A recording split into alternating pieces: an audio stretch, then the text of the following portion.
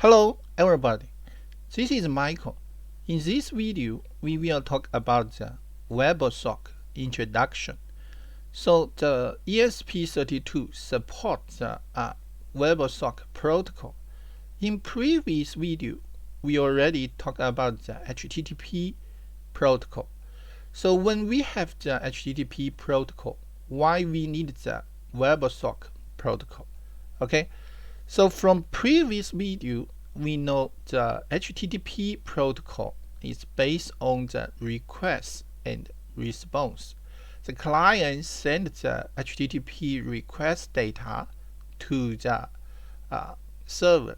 The server returns the HTTP response data. Okay, so when we browse, when we visit the website, we will send one HTTP request to the server, and the server returns the verbal page in the HTTP response. When we click a hyperlink, the browser will send the request again, and the server will respond the data.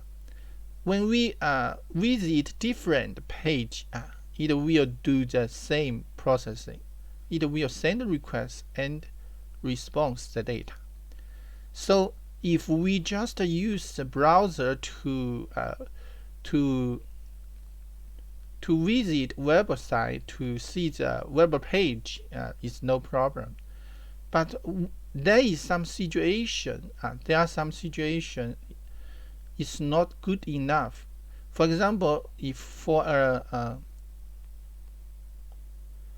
the real-time video or real-time audio application, it needs the server continuously send data to the client.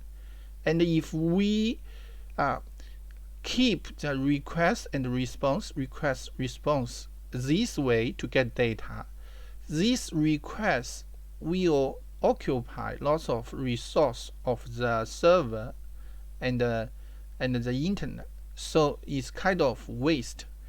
So in order to improve the data communication performance, people create the WebSocket.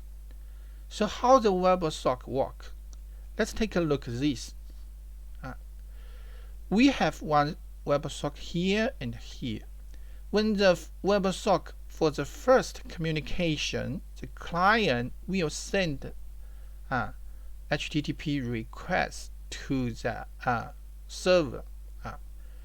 The HTTP request is a special request. It includes upgrade sock information, and the server will return the HTTP response to the client. It includes the 101 code.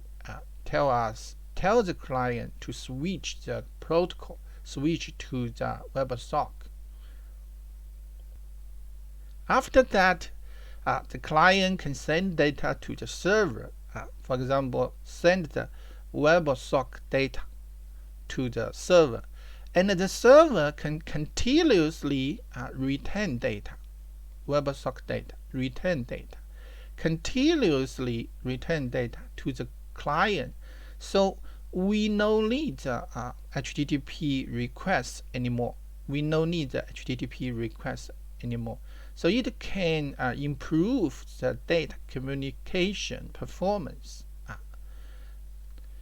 And so this is first HTTP handshake.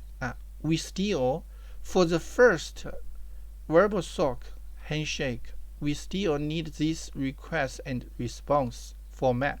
So what's the detail for this request and response? Let's take a look at the data like this. So this is for the HTTP request, and this is for the HTTP response in the WebSocket for the WebSocket handshake. Okay, so let's take a look here. This is HTTP request. The first thing, the method is always use the GET method. Okay, So this is HTTP version, and this is connection. Connection is upgrade. Upgrade to what? Upgrade to the WebSocket. Okay, so this is the host, and this is the WebSocket key. This key will send to the server. The server will do something. The server will do some calculation on this key and get the WebSocket accept string like this, and it will send the string to the client. The client will decode this string and compare the key. If it is the same, so it means the connection is correct. So the connection is set up. Okay. And for the server side, this is the response. For the server, the first thing is the HTTP version, and this is the state code, and this is the description for the state code to ask the client to switch the protocol. And here is also the upgrade to WebSocket. This is the version, WebSocket version. This version must match the client version. This is the client version. This is the server version. Okay, server WebSocket version, and the connection is also upgrade to WebSocket. Okay, this is the server name, and this is WebSocket accept string. It used to verify the connection to compare the WebSocket key is the same or not. So is verified connection is correct or not.